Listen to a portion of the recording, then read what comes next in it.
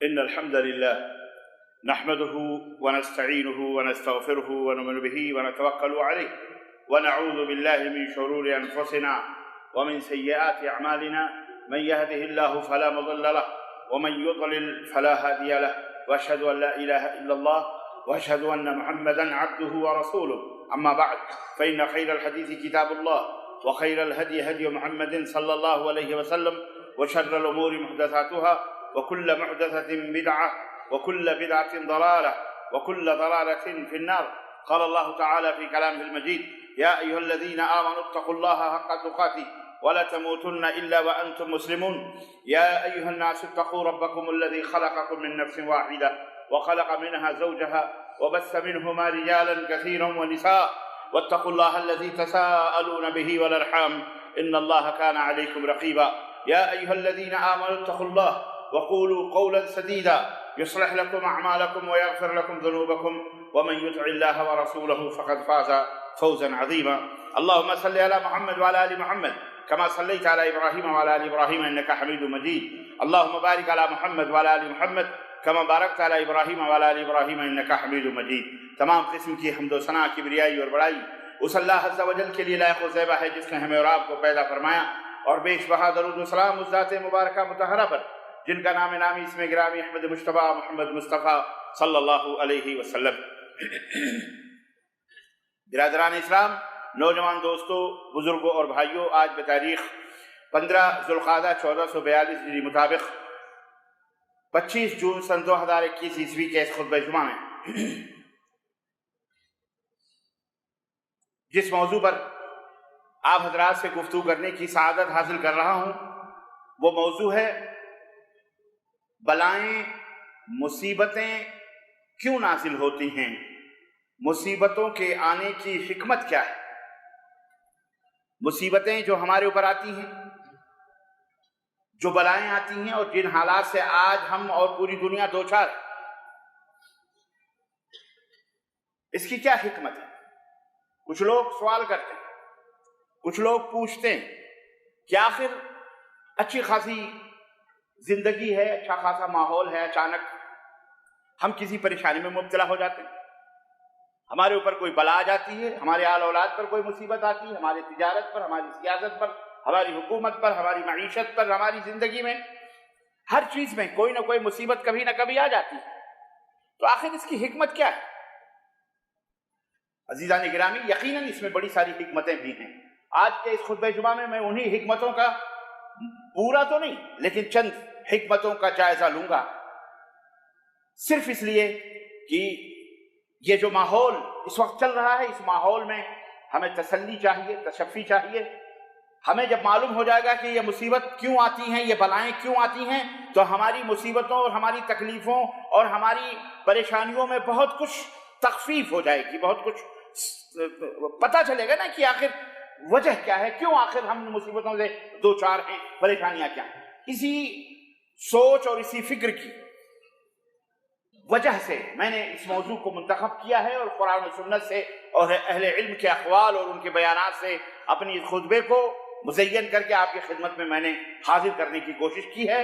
اللہ عز و جل سے دعا ہے کہ اللہ تبارک و تعالی ہمیں اور آپ کو کہنے اور سننے سے زیادہ عمل کی کرنے کی توفیق عطا فرمائے. بلائیں مصیبتوں کے آنے کی حکمتیں کیا ہیں؟ سب سے پہلی حکمت یہ ہے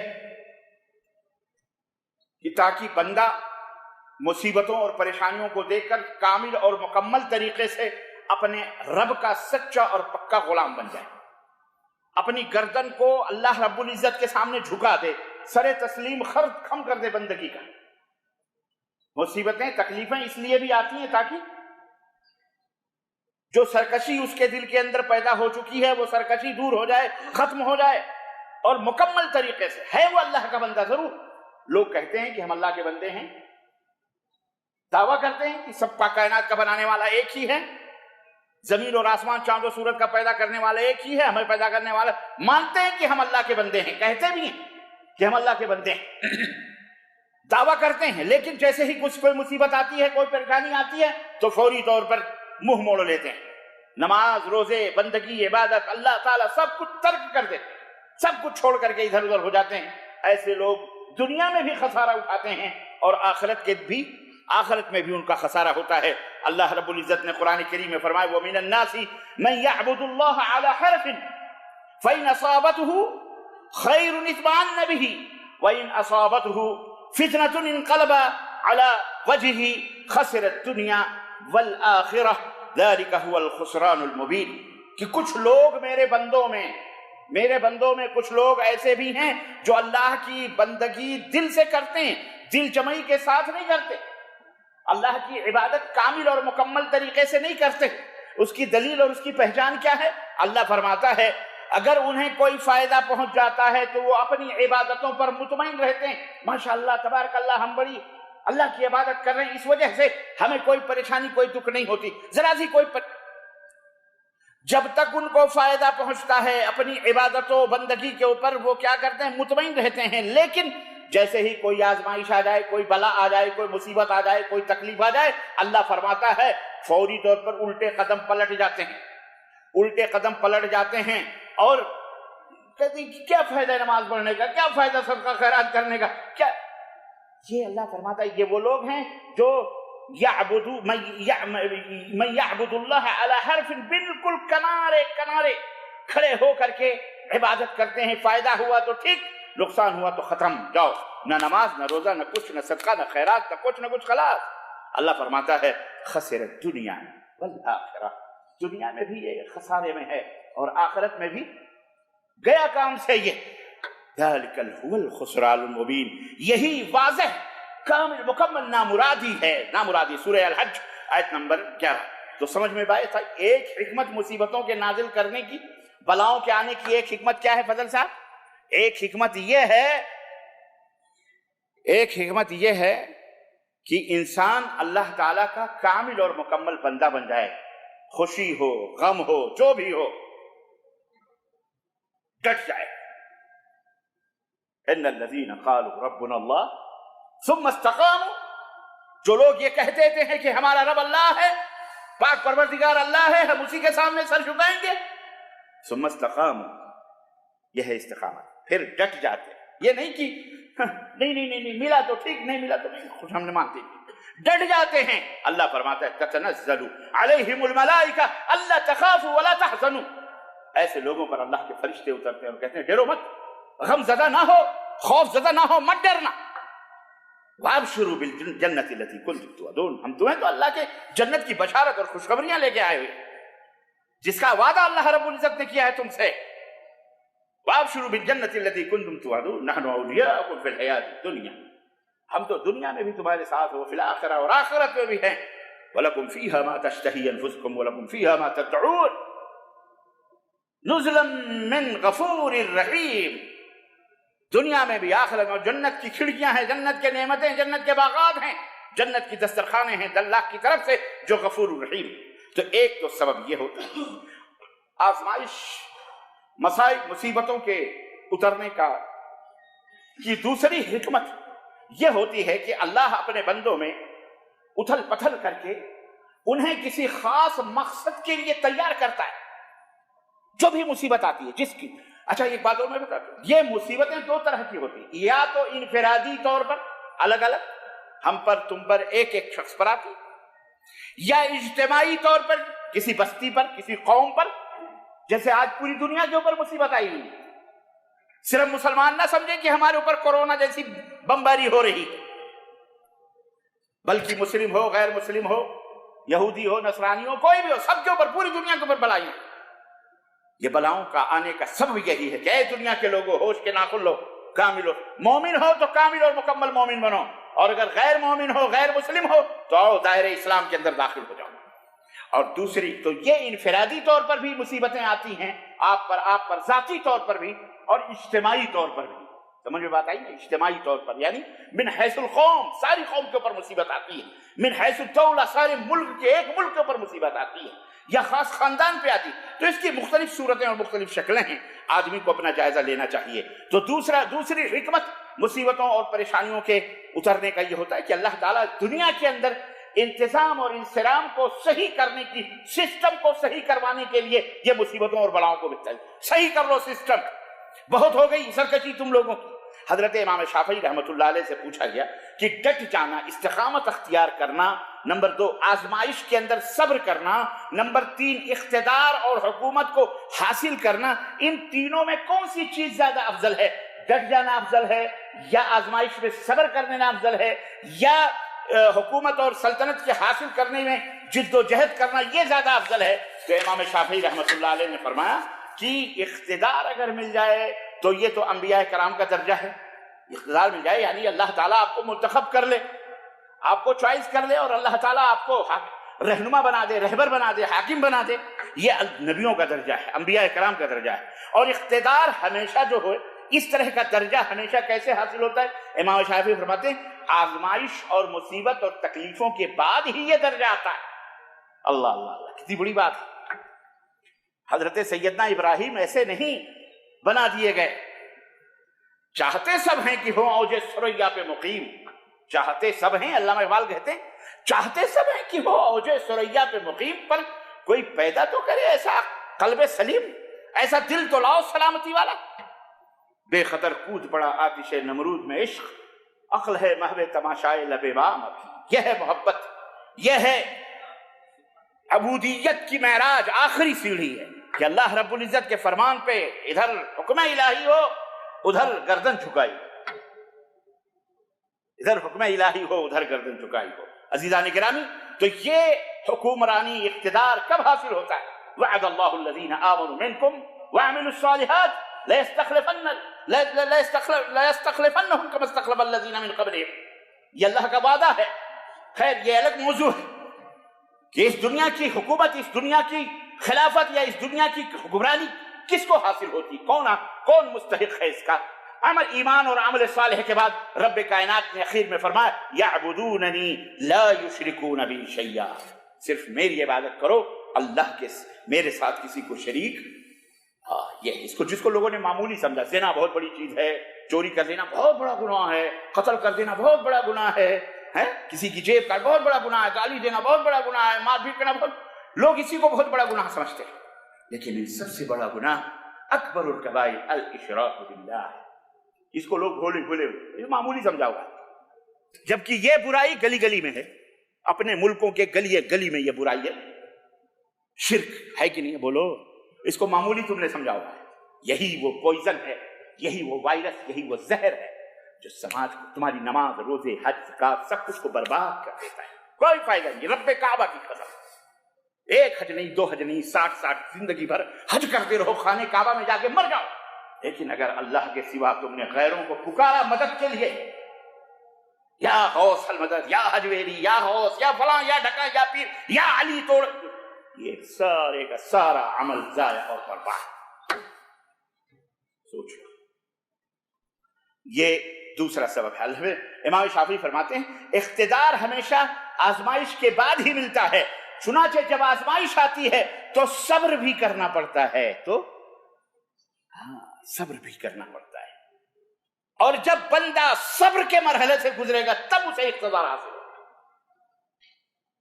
آزمائش میں ہمیشہ کیا چاہیے؟ ڈٹ جانا، صبر کرو، رونا دھونا یہ وہ والا والا نہیں، صبر کرو، ڈٹ جاؤ۔ تو یہ دوسرا ہے، باتیں زیادہ ہیں اس لیے میں اشارے میں آپ کو سمجھا دے رہا ہوں، تفصیلات تو ایک ہی پوائنٹ پر پورا خطبہ ہو سکتا ہے۔ آئیے نمبر 3، یہ جو آزمائشیں آتی ہیں، مصیبتیں آتی ہیں، انفرادی طور پر، قومی طور پر، اجتماعی طور پر، ملکی طور پر، جس پر یہ گناہوں کا کفارہ ہوتی ہے۔ مومنوں کے لیے گناہوں کا کیا ہوتی ہیں؟ بولو، گناہوں کا کیا ہوتی ہیں؟ کفارہ ہوتی ہیں، یعنی گناہ مٹ جاتے ہیں۔ چنانچہ سیدنا ابو ہریرہ رضی اللہ تعالیٰ عنہ سے روایت ہے، نبی صلی اللہ علیہ وسلم نے فرمایا کہ مومن مرد اور مومن عورت پر جسمانی، اہل خانہ، گھریلو اور اسی طرح سے دولت و مال سے متعلق جو بھی آزمائشیں آتی ہیں، چاہے گھریلو آزمائشیں ہوں، چاہے روزی روٹی کی آزمائشیں ہوں، چاہے کمائی کی ہو، چاہے نوکری کی ہو، چاہے چاکری کی ہو، چاہے وہ جسمانی ہو، جس طرح کی بھی آزمائش ایک بندے پر آتی ہے، اللہ کے رسول صلی اللہ علیہ وسلم فرماتے ہیں کہ وہ آزمائشیں آتی رہتی ہیں، ان پر آزمائشیں آتی رہتی ہیں، یہاں تک کہ وہ اللہ کو پیارا ہو جاتا ہے، اور اس حال میں اللہ سے ملاقات کرتا ہے کہ وہ گناہوں سے بالکل پاک و صاف ہو جاتا ہے۔ تو کبھی بھی ان مصیبتوں سے گھبرانا نہیں، हिकमत याद रखो, इसलिए भी हिकमत हो सकती है अल्लाह मुझे रफे दर्जात, मेरे दर्जात बुलंद कर रहा है, अल्लाह मेरे खताओं को माफ फरमा रहा है, तो हंसते रहो, मुस्कुराते रहो, मुसीबत क्या है।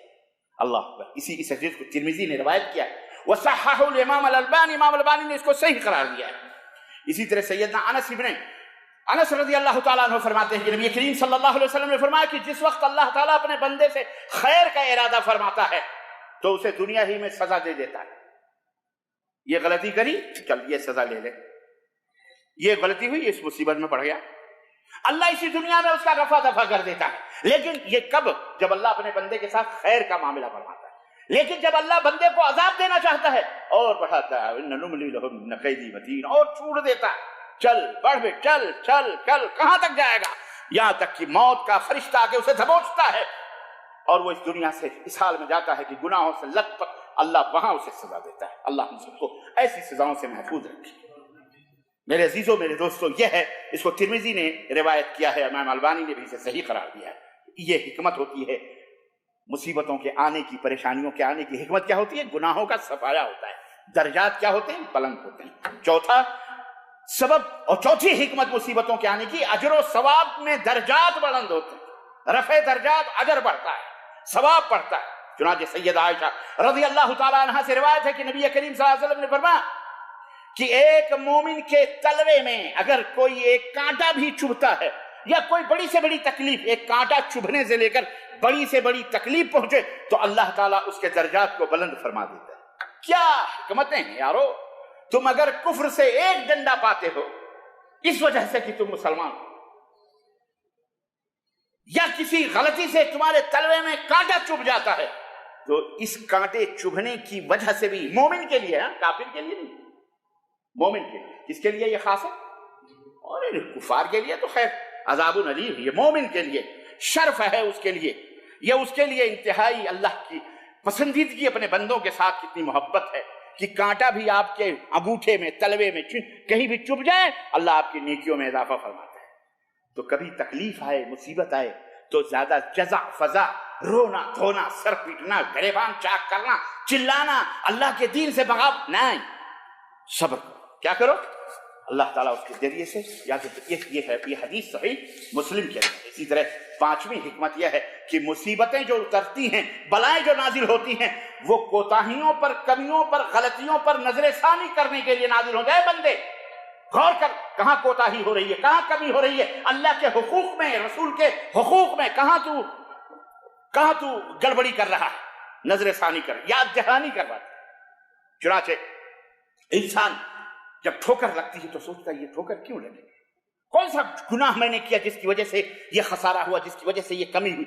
इंसान याद करता है अपने माजी, याद करके उन गलतियों को, सबब को, मुसीबतों, क्योंकि मुसीबतें अगर सजा हैं और यकीनन सजा हैं, तो ये मुसीबतें आई क्यों, ये मुसीबत आई क्यों, ये याद दहानी कराने के लिए मुसीबत नाजिल होती है। समझ में बात आई? छठी हिकमत मुसीबतों के, बंदे से दो चार होने की मुसीबतों से वजह, सबब यह है कि इससे ईमान अकीदे तौहीद और इसी तरह से ईमान और अल्लाह पर तवक्कुल का दर्स मिलता है। जब मुसीबत आती है, परेशानी आती है, अल्लाह की कसम, उस वक्त जब एक मोमिन बंदा अल्लाह को सजदा करता है, इबादत करता है ना, उस सजदे, उस इबादत का लुत्फ ही कुछ और होता है, मजा ही कुछ और होता है मोहतरम, वो मजा ही कुछ और होता है। हजरत बिलाल हबशी से किसी ने पूछा कि जब तपते हुए सहराओं में, मक्के की तपती हुई पथरीली जमीनों पर आपको औबाश और गुंडे लड़के घसीटते थे तपते हुए पत्थरों पर, और आपके पीठ पर चलती हुई पैरों को रखकर मसला जाता था, या आपकी गर्दन पर रख करके खड़ा हो जाता था आपका मालिक, और आप जब अहद तो आपको कैसा लगता था? कहते थे अल्लाह की कसम, उस लज्जत को मैं आज भी याद करता हूं, बड़ा मजा आता था, बड़ा मजा आता था जब अल्लाह कहता था। तो है कोई अय्यूब से पूछे, सब्र अय्यूबी पढ़ो, हजरत अय्यूब अलैहिस्सलाम का वाकया, कीड़े पड़ गए पूरे जिस्म में मोहतरम, 100 बीवियों में 99 बीवियां छोड़ के चली गई, एक बीवी रही। बस्ती वालों ने भी बाहर शहर से निकाल दिया, जबकि वो हुक्मरान थे, बादशाह थे, सैकड़ों घोड़े, लाल जवाहर, हीरे मोतियां और सोने और चांदियों के उनके पास खजाने थे। अल्लाह ने आजमाइश में मुब्तला किया, बाकायदे शहर से बाहर ढकेल दिए, कीड़े पड़ गए किसी कोई। لیکن اللہ کو یاد کیا کرتے تھے. یہ پڑھو، خیر وہ لمبی بات ہو جائے گی.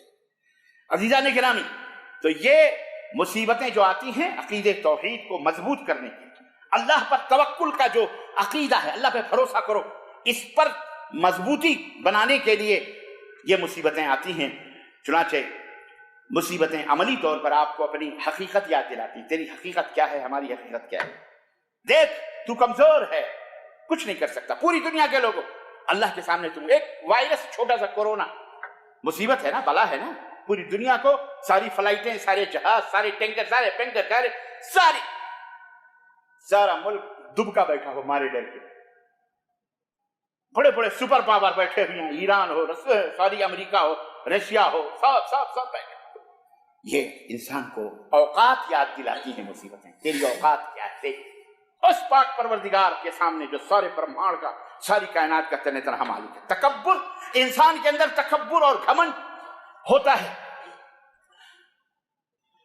اس کو یاد دلانے کے لیے. تکبر کس بات کے اوپر؟ یا ایھا الانسان ما غرک بربک الکریم الذی خلقک فسواک فعدلک. اس رب کریم سے تجھے کس نے دھوکے میں ڈال رکھا ہے؟ کس چیز کے اوپر تجھے ناز ہے؟ تو عقیدے توحید اور توکل یاد دلاتے کہ اس خواب غفلت سے بیدار ہو جا. دیکھ اللہ رب العزت جو چاہتا ہے کرتا ہے. وما تشاؤون الا ان یشاء اللہ رب العالمین. وہی رب العالمین ہے، وہ جو چاہتا ہے کرتا ہے. اپنے کسی بھی ایک فوجی کو، ایک لشکری کو، چاہے وہ ہوا ہو، چاہے وہ آگ ہو، چاہے پانی ہو، ایک ہی لمحے میں بستیوں کی بستیاں ویران کر دیتا ہے. ایک سیلاب کو دیکھو، آج کل آ رہا ہے ساری دنیا، بستیوں کی بستیاں ہلاک ہو گئی، برباد. کون ہے یہ سب کرنے والا؟ بولو،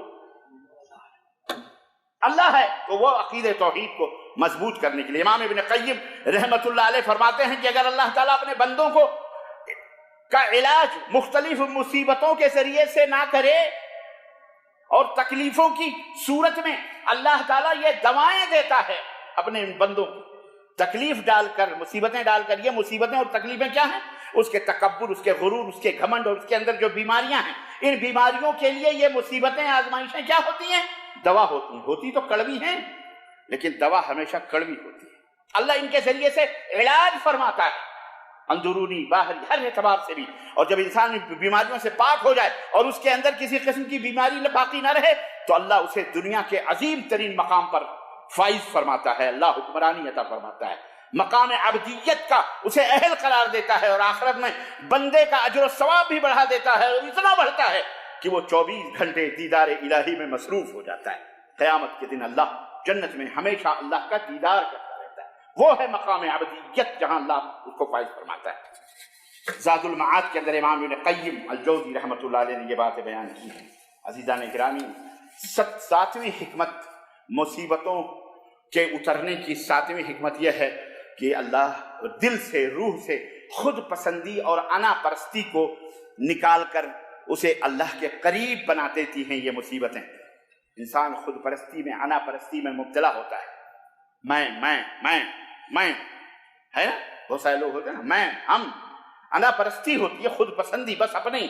اللہ تعالیٰ کا فرمان ہے لقد نصرکم اللہ فی مواطن کثیرہ ویوم حنین اذ اعجبتکم کثرتکم فلم تغن عنکم شیئا وضاقت علیکم الارض بما رحبت ثم ولیتم مدبرین.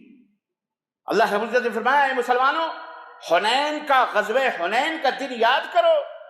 حنین، فتح مکہ کے جسٹ بعد یہ لڑائی ہوئی تھی حنین پر، مقام حنین پر، مکے کے قریب. اللہ نے فرمایا کہ یاد کرو حنین کا وقت جب تم اپنی کثرت پر اترا گئے. اللہ مکہ فتح کر کے آئے ہو، بڑی کثرت، 10,000 کی، 1,00,000، 1,00,000 فوج، ہتھیار، سب کچھ. جب تم اپنی کثرت پر، تمہاری کثرت نے تمہیں خود پسندی میں مبتلا کر دیا، یاد کرو اس وقت کو کہ تھوڑی دیر کے لیے میں نے تمہیں کس طرح سے پیچھے ڈھکیلا. اللہ فلم تغن عنکم شیئا، لیکن تمہاری اس کثرت نے، زیادتی نے، ہتھیار کی زیادتی، طاقت اور قوت نے تمہیں ذرا برابر بھی فائدہ نہیں پہنچایا. کفار نے ڈھکیل دیا تمہیں پیچھے، یہاں تک کہ لوگ چھوڑ کے بھاگ گئے. تنہا نبی کریم صلی اللہ علیہ وسلم، اور آپ اپنے سواری پر بیٹھ کر इतने जोश में हुए सहाबा कोई भी नहीं कि अकेले आप बाहर निकले कहने के कि मैं अब्दुल मुत्तलिब, मैं अब्दुल मुत्तलिब का बेटा हूं, आओ जिसको मुकाबला करना है मुझसे करो। सहाबा कहते हैं उस दिन अल्लाह के नबी की शुजाअत और बहादुरी का हमने नजारा देखा कि हम में बड़े बड़े बहादुरों के पित्ते पानी हो गए, लेकिन तनहा सैयद आलम सवारी पर अपने खच्चर पर बैठकर आगे बढ़ रहे थे और हम उनके पीछे छुप रहे थे। अल्लाह ने फरमाया थोड़ी सी मैंने गिरफ्त की, नबी हैं, सहाबा हैं, मैदान जहाद है, कुफ्फार हैं, वहां भी आजमाइश हो रही है, गौर करें। आज एयर कंडीशनों में बैठ कर अगर कोई मुसीबत आती है तुम चिल्लाते हो, नबी हैं, उनसे बढ़कर कोई हो सकता है? आजमाइश में मुब्तला कर रहे हैं अल्लाह रब्बुल इज्जत। क्यों? जरा सा मुफस्सिरीन कहते हैं कि अल्लाह के रसूल सल्लल्लाहु अलैहि वसल्लम कि कुछ सहाबा ने यह बात कह दिया था कि आज तो कुफ्फार बच नहीं पाएंगे, आज तो हम अपनी तादाद में भी ज्यादा हैं, हथियार भी असलहे भी ज्यादा हैं। यह बात नबी करीम सल्लल्लाहु अलैहि वसल्लम तक पहुंची तो आपको बड़ी तकलीफ हुई और आखिर वही हुआ जो अल्लाह ने चाहा। अल्लाह ने उनको दिखाया कि तुम अपनी ज्यादती पर, कसरत पर, ताकत पर, कुव्वत पर, हथियारों पर फख्र न करो, गुरूर न करो, उज्ब न करो। तुम अपनी हथियारों से नहीं जीतते हो, फतह तुम्हें अल्लाह अता फरमाता है। नस्रुन मिनल्लाहि व फतहुन करीब। अल्लाह की मदद ना आएगी तो बड़े बड़े हथियार रखे रह जाएंगे, बड़ी से बड़ी फौजें नाकारा बेकार हो जाएंगी। हजरत इमाम इब्न क़य्यिम रहमतुल्लाह अलैह फरमाते हैं कि आप शुरू ही में मुसलमान असलहे और फौजियों की बहुत बड़ी तादाद के बावजूद शिकस्त खुर्दा हुए ग़ज़वे हुनैन में। क्यों? इसका सबब क्या था? ताकि फतह मक्का की वजह से जिनकी गर्दनों में अकड़ आ गई थी, तनाव आ गया था, खुद पसंदी आ गई थी, वो इस तरह से झुक जाएं, वो अकड़पन खत्म हो जाए, वो इस तरह से झुक जाएं जिस तरह रसूल अकरम सल्लल्लाहु अलैहि वसल्लम जब फतह मक्का के वक्त मक्के में दाखिल हुए तो सहाबा वो मंजर पेश कर रहे हैं कि नबी करीम सल्लल्लाहु अलैहि वसल्लम के पीछे एक ठाठे मारता हुआ सरों को हथेलियों पर रखे हुई फौज थी। सहाबे कराम का ताहद्दे नजर हथियार लहराते हुए फतेह मक्का में के वक्त दाखिल हो रहे थे, लेकिन नबी कायनात का आलम यह था, तजर्रो का, इंकिसारी का, आपकी रब की शुक्रगुजारी का आलम यह था कि गर्दन ऊंटनी पर झुकी हुई, फरमाते हैं इतनी झुकी हुई आजिज़ी के साथ, इतनी झुकी हुई कि आपकी ठोड़िए मुबारक ऊंटनी के कजावे से लग रही थी। ये रब के शुक्र का ये आलम था, किब्र नहीं था, तकब्बुर नहीं था, गुरूर नहीं था। मक्का में दाखिल हो रहे हैं, खाने काबा को देख रहे हैं और आपकी गर्दन मुबारक झुकी हुई, ठोड़ी मुबारक कजावे से लग रही है। ये दर्द था अकड़ने वालों के लिए, गुरूर करने वालों के। अल्लाह रब्बुल इज्जत फरमाए इसी तरह तुम्हारी गर्दन होनी चाहिए रब्बे काबा की बारगाह में। अकड़ो मत, गुरूर न करो, बहुत बड़ा फख्र न करो, अल्लाह ही कामयाब करता है। कम मिन फ़िअतिन क़लीलतिन ग़लबत फ़िअतन कसीरा। बहुत सारी छोटी छोटी गिरोह जमातें बड़ी बड़ी जमातों को पानी पिला देती हैं, मुंह करा देती हैं। और इसी तरह अल्लाह रब्बुल इज्जत ने फरमाया वला युमहिसल्लाहु अल्लज़ीना आमनू व यमहक़ल काफ़िरीन। ताकि ये मुसीबतें इसलिए आती हैं ताकि अल्लाह ईमान वालों को काट छांट कर अलग कर दे और काफिरों को मलिया मेट कर दे, बर्बाद कर दे, हिला कर। तो हर मुसीबत और परेशानी का सबब एक ही नहीं होता, उसकी हिकमतें मुख्तलिफ होती हैं। समझ रहे हैं? काफिरों को मिटाना भी एक अल्लाह तबारक व तआला की हिकमतों में से एक अजीम हिकमत है। अल्लामा कासिमी रहमतुल्लाह अलैह जो बहुत बड़े मुफस्सिर हैं, वो फरमाते हैं कि मतलब ये आयत करीमा का ये है कि अल्लाह ताला अहले ईमान को गुनाहों से पाको साफ कर दे, रूहानी बीमारियां खत्म कर दे, इसी तरह उन्हें मुनाफिकों से मुमताज और जुदा कर दे। जो मोमिनों में मुनाफिक यमहक़ल काफिरीन वयमहसल, अल्लाह तखरीस कर दे, मोमिन और मुनाफिक को अलग कर देता है। और अल्लाह ताला इन मुसीबतों और आजमाइशों की हिकमत ये भी जिक्र फरमाई है वयमहक़ल काफिरीन, अल्लाह काफिरों को तबाह बर्बाद फरमा देता है। इसलिए मुसीबतें आती हैं, क्योंकि जब भी काफिरों को मौका मिलता है, आपको पता है जो नॉन मुस्लिम कुफ्फार हैं उनको जब भी मौका मिलता है तो बगावत, फसाद यही करते हैं। वो दुनिया के अंदर हुकूमत मिल गई, बगावत करते हैं, फसाद करते हैं, फितने, अल्लाह के हुक्म की नाफरमानियां करते हैं। उनकी तबाही और बर्बादी का यही सबब बन जाती है। समझ रहे हो आप? जब कुफ्फार बहुत ज्यादा आग में, हमारे यहाँ कहावत है उर्दू की, इसलिए खुतबे में बोल देना कोई मसला नहीं है, कहते हैं बहुत ज्यादा आग मत मूतो, جب کفار بہت زیادہ آگ بوتنے لگے، بہت زیادہ بربرانے لگیں، وحشت زدہ ہو جائیں، بربریت کا شکار ہو جائیں، تو اللہ کا بھی شکر ادا کرو، خوش ہو جاؤ کہ اب ان کی ہلاکت و تباہی کے دن بولو قریب آ گئے ہیں۔ اب چونٹی کو بھی پر بولو نکل آئے ہیں۔ کتے کو جب موت آتی ہے تو کہاں بھاگتا ہے؟ گیدڑ کو تو کس کی طرف بھاگتا ہے؟ شہر۔ اللہ جب انہیں ہلاک و برباد کرنا چاہتا ہے تو انہیں بغاوت، فساد۔ اسی طرح جب کافروں کو موقع یہ بھی ملتا ہے، اللہ کا قانون ہے یہ اور اللہ کا نظام ہے کہ جب اللہ تعالیٰ اپنے دشمنوں کو ہلاک و تباہ کر دینے کا ارادہ فرماتا ہے تو ان کے لیے ایسے اسباب بنا دیتا ہے جن کے نتیجے میں وہ خود ہی تباہ و برباد ہو جائے، اپنے پیروں پر کھلی گلہاڑیاں مارتے ہیں۔ چنانچہ کفر کے بعد یہ تو سب سے بڑا فساد تھا کہ وہ کافر ہیں، اس کے بعد جو سب سے بڑا سبب یہ ہوتا ہے وہ اللہ کے جو ماننے والے ہیں ان کو ستانا شروع کرتے ہیں، انہیں بھگانا شروع کرتے ہیں، انہیں اپنی زبان سے، اپنے ہتھیار سے، اپنے پاور سے، اپنی حکومت سے، اپنی سیاست سے مومنوں کو تنگ کرنا شروع کر دیتے ہیں، تکلیفیں دینا شروع کر دیتے ہیں، ان کے خلاف اعلان جنگ کرتے ہیں، مار ڈالیں گے، کاٹ ڈالیں گے، بھگا دیں گے۔ اس طرح کی حرکات یہ کفار کرنا شروع کر دیتے ہیں۔ ان کے مٹانے کے لیے مسلح طور پر ہتھیاریں لہرا لہرا کر کوشش اور جد و جہد کرتے ہیں اور اپنا تسلط قائم کرتے ہیں جھوٹ، مکر اور فریب سے، جیسے کہ اللہ تعالیٰ نے رسول اکرم صلی اللہ علیہ وسلم کے خلاف اعلان جنگ اور کفر پر ڈٹے رہنے والے کفار مکہ کو اور ان کے تمام حلیفوں کو غزوہ احد میں ناکو چنے چبوا دیا تھا اور ملیا میٹ کر دیا۔ اسی طرح اللہ ان کافروں کو بھی دنیا میں ملیا میٹ فرماتا ہے۔ اس لیے یہ حکمت ہوتی ہے مصیبتوں کے نازل کرنے کی۔ اور آٹھویں مصائب جب آتے ہیں نا، آٹھویں حکمت یہ ہے جب مصیبت آتی ہے تو دوست اور دشمن کا پتہ بھی چل جاتا ہے، عیاں ہو جاتی ہے لوگوں کے اوپر حقیقتیں۔ بہت بڑا غرور، آپ کسی کو دیکھتے ہو بڑا ابھیمان ہوتا ہے، اس کو دیکھنے کے بعد بڑا غرور ہوتا ہے آپ کو کہ یہ میرا دوست ہے، بڑا طاقتور ہے، بڑا یہ ہے۔ جب مصیبت آتی ہے تو پتہ چلتا ٹھائیں ٹھائیں فش، یہ صرف زبانی گھوڑا ہے، یہ ہوائی گھوڑا ہے، یہ میرا دوست کیا ہے، یہ پھسپھسا ہے، روئی کا بنا ہوا۔ میں تو سمجھتا تھا بڑا ہے، بہت عظیم ہے، بڑا طاقتور ہے، بڑی قوت ہے، بھائی بڑا پاور ہے شہر کے اندر، بستی کے اندر، علاقے کے اندر، ملک کے اندر۔ لیکن جب مصیبت آئی تو کیا پتہ چلا؟ ایک ہلکی سی ہوا کے سامنے بھی نہ ٹک سکا۔ تو مصیبتوں کے وقت لوگوں کی حقیقتوں کا پتہ چلتا ہے، کون کتنے پانی میں ہے۔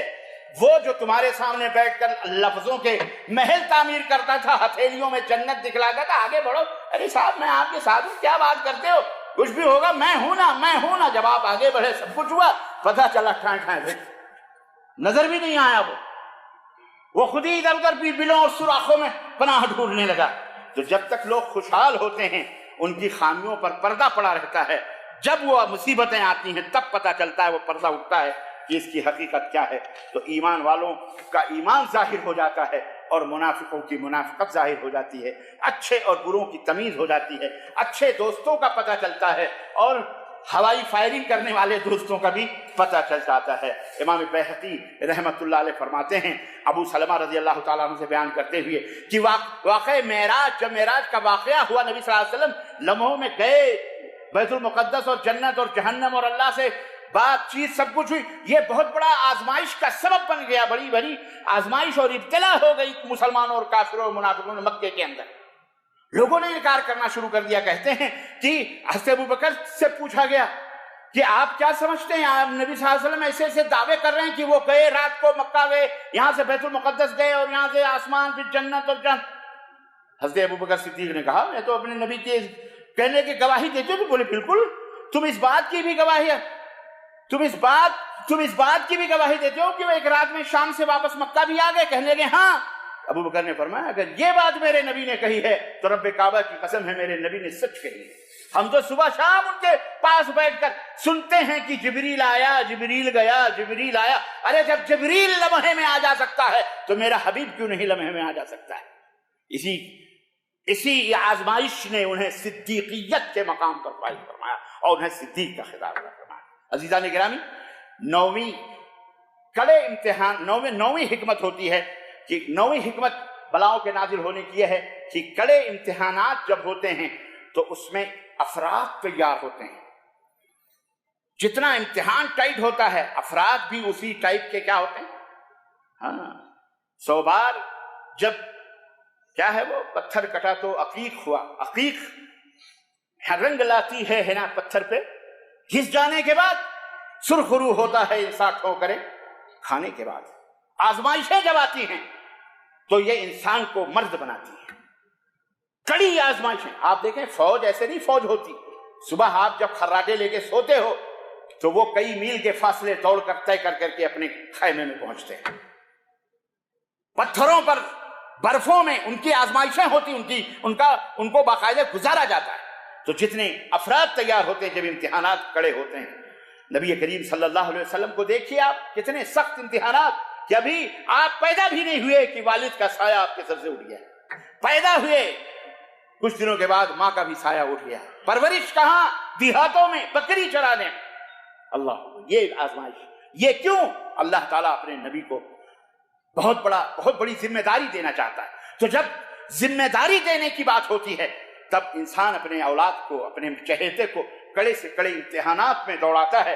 جاؤ یہ امتحان پاس کرو, محنت کرو, جد و جہد صبح شام. تو اللہ کے رسول صلی اللہ علیہ وسلم یتیم تھے. کچھ ہی عرصے کے بعد والدہ بھی مر گئیں. اسی کے بعد نبی صلی اللہ علیہ وسلم کا کیفیت کا تذکرہ اللہ نے قرآن میں فرمایا الم یجدک یتیما فآویٰ.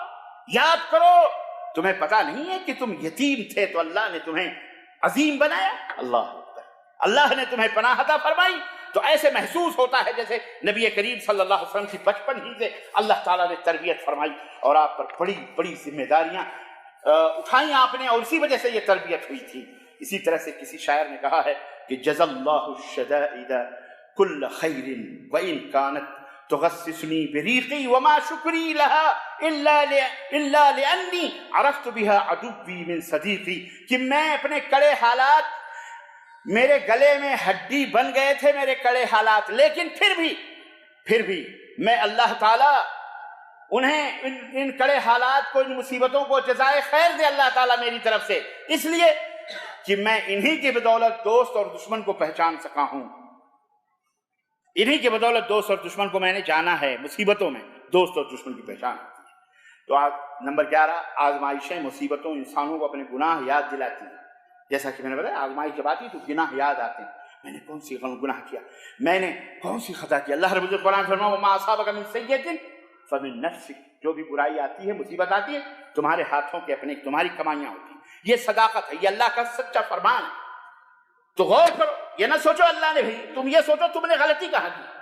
یہ مصیبت تو اللہ فرماتا ہے تمہاری وجہ سے آئی, تو غلطی کہاں ہوئی ہے. تو انسان کو مصیبتیں اپنا گناہ یاد دلاتی ہیں. اسی طرح سے جس وقت انسان کی زندگی عیش و عشرت میں گزرتی ہے اس وقت وہ بھولا ہوا ہوتا ہے, کچھ نہیں اسے یاد آتا, عیاشی کرتا, نہ اسے گناہ یاد آتے نہ خطا. لیکن جیسے ہی اللہ پکڑتا ہے, ڈوری کو شدید کرتا ہے, ویسے اسے نانی یاد آ جاتی ہے, سب کچھ یاد آتا ہے. ارے میں نے یہ کرا, میں نے فلاں کی جیب کاٹی, میں نے فلاں کا گلا گھونٹا, میں نے فلاں پہ ظلم کیا, میں نے فلاں کو ستایا, میں نے فلاں کو ستایا.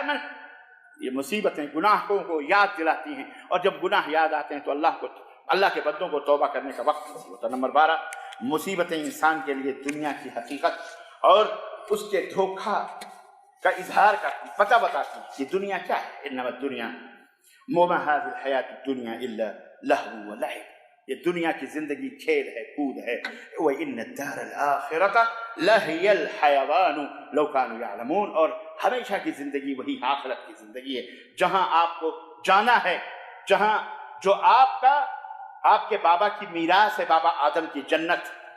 اگر یہ دل میں ہے کہ مجھے جنت پانی ہے تو پھر دنیا ٹھوکروں میں آپ کے رہے گی, یہ دنیا کی حقیر ہوگی, یہ دنیا کی مصیبت پریشانیاں آپ کو کوئی تکلیف نہیں پہنچا سکتی ہیں. نمبر 13 تکلیف کے وقت انسان کو صحت و عافیت جیسی نعمتیں اللہ یاد دلاتا ہے. سوچتا ہے بیمار ہے, زبان کا ذائقہ ختم ہوا, ناکوں کی, یہ کورونا میں اکثر و بیشتر لوگوں کو بہت کچھ یاد آ گیا ہے, خوشبو اور بدبو کا فرق پتہ نہیں چلا, زبانوں کے ذائقے ختم ہو گئے. تب انہیں یاد آیا کہ یہ زبان کے اندر جو ذائقہ ہے اتنا سا جو دیکھ نہیں سکتے ہم, یہ اللہ کی کتنی بڑی نعمت ہے. ان سے پوچھو جن کے 2 پاؤں نہیں, ان سے پوچھو جن کے 1 پاؤں ہے 1 پاؤں نہیں. تو یہ مصیبت, یہ پریشانیاں جو آتی ہیں, یہ انسان کو اللہ کی نعمتیں یاد دلاتی ہیں۔ اور 14 اور آخری بات یہ ہے کہ مصیبتیں اور پریشانیاں انسان کو جنت کا شوق دلاتی ہیں، جنت کا رغبت دلاتی ہیں، شوق دلاتی ہیں، جنت کی رغبت پیدا ہوتی ہے۔ کیوں؟ کیسے؟ مصیبت آتی ہے، پریشانی آتی ہے، آدمی پریشان، یا اللہ یہ مصیبت، اے اللہ بس میں نہیں برداشت کرتا، یا سب تو جنت جب سنتا ہے جنت میں یہ ہے، جنت میں یہ ہے، تو اس کا شوق پیدا ہوتا ہے کہ کب اس جہنم سے چھٹکارا ملے، ہم اس جنت میں جائیں جو اللہ نے ہمارے لیے تیار کر رکھی۔ بات سمجھ میں آئی؟ عزیزان گرامی، بہت اختصار کے ساتھ میں نے مصیبتوں اور تکلیفوں اور بلاؤں کے آنے کی وجہ اور ان کی حکمتوں پر روشنی ڈالی ہے، ٹوٹے پھوٹے الفاظ میں جو کچھ بھی ہم کو آیا۔ میرا خیال ہے موضوع آپ کی سمجھ میں آ گیا ہوگا۔ بولو آیا کہ نہیں آیا؟ اب تو نہیں رو گے نا، نہیں گڑ گڑاؤ گے نا، صبر کرو اور یہ تمام سب حکمتوں کو اپنے دماغ میں رکھو۔ اس سے بھی بڑی بڑی حکمتیں ہیں جن کا علم ہمیں نہیں ہے، اسی کو ہے۔ کس کو؟ عرش والے کو، اب اللہ کو ہے۔ وہ کیا کیا خزانے چھپا کے رکھا، لیکن یہ موٹی موٹی حکمتیں تھیں مصیبتوں اور پریشانیوں کے آنے کی جو میں نے آپ حضرات کی خدمت میں رکھی ہے۔ اللہ عز و جل ہمیں اولاً ساری مصیبتوں جو اجتماعی، انفرادی، ذاتی، غیر، اللہ ہمیں محفوظ رکھے ان تمام مصیبتوں سے، اور اللہ تعالیٰ ہمیں صبر کرنے کی، اگر آئیں تو صبر کرنے کی توفیق عطا فرمائے، ہمارے درجات کا ذریعہ بنے، ہمارے گناہوں کے کفارے کا سبب بنے، ہماری ہمت کا اور قوت کو مضبوط بنانے کا ذریعہ بنے۔ اللہ تعالیٰ ہم سب کے گناہوں کو معاف فرمائے، ہمارے ماں باپ کے اوپر رحم فرمائے اور ان کی گردنوں کو جہنم سے آزاد فرمائے۔ اللہ تعالیٰ ہم سب کے اوپر، ہم سب کی غربتوں افلاس کو دور فرمائے، ہماری پریشانیوں کو، ہماری بیماریوں کو اللہ دور فرمائے۔ ہمیں جو بیمار ہیں اللہ انہیں شفا یابی عطا فرما، جو شفا یاب ہیں اللہ انہیں اپنے دربار میں اپنا کامل اور مکمل طریقے سے مومن بننے کی انہیں توفیق عطا فرما۔ اے اللہ ہمارے دلوں سے شرک، خرافات، بدعات کو دور فرما دے۔ اللہ تعالیٰ ہم سب کو جہنم سے آزاد فرما مولا، ہم سب کو جنت الفردوس میں اعلیٰ مقام عطا فرما مولا، آمین یا رب العالمین۔ وصلی اللہ تعالیٰ علی خیر خلقہ محمد وعلی آلہ وصحبہ اجمعین۔ بارک اللہ لنا ولکم فی القرآن العظیم ونفعني وإياكم بالآیات والذکر الحکیم، انہ تعالیٰ جواد کریم ملک رؤوف۔